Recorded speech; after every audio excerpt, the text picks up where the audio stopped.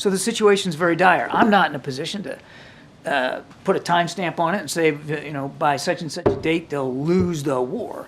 But they are certainly beginning to lose territory that they had clawed back from the Russians. And now they have to give it back to the Russians because they can't fight them off.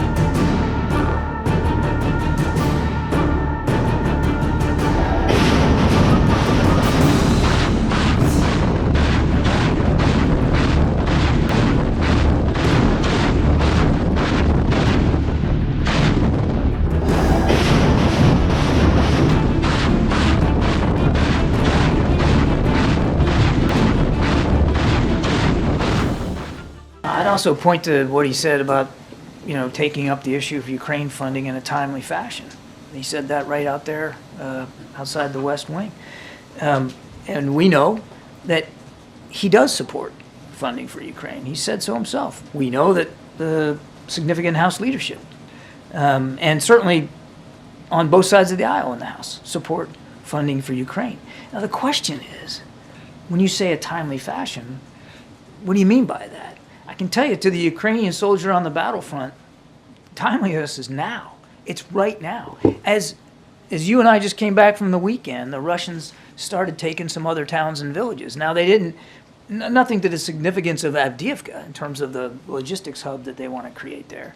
But they're on the move. This is not some frozen conflict. And so we urge the speaker, when he says a timely fashion, that he actually lives up to that. Because again, to the Ukrainian soldier, the time is right now. These guys these Ukrainian soldiers on the front, I mean, they're making some real tough decisions about what they're going to shoot at and what they're going to shoot at it with, and they're running out of bullets. And it's not, as Jake said the other day, it's not running out of courage; they're running out of bullets. So the situation's very dire. I'm not in a position to put a timestamp on it and say, by such and such a date, they'll lose the war.